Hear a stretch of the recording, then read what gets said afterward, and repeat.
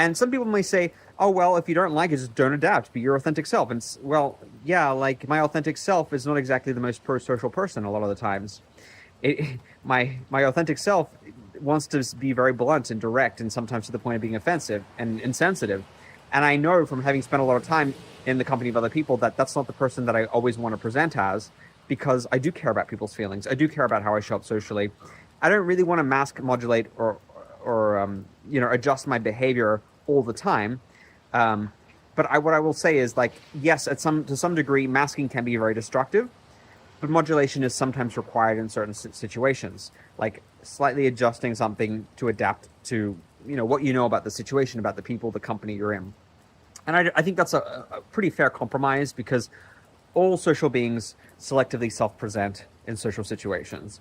And so regardless of your neurotype, there's always some adjustment going on.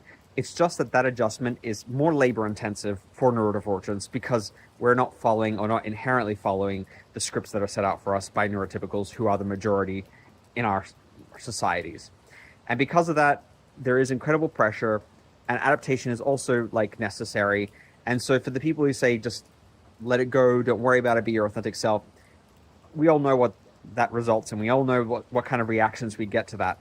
The adaptation process, however, like I said, is trial and error, and you never know what's going to work in one situation or another, and it can be very demoralizing, and it can often feel like an uphill struggle, Sisyphean, like you're pushing a boulder up the hill for it to just roll back down, and you think you've come a long way with your code switching skills, and suddenly you encounter a situation that you didn't predict or is new or novel in some way, and then your system of adaptations fails in some way, and you offend somebody or you hurt somebody's feelings, or somebody becomes angry, and you can't figure out why.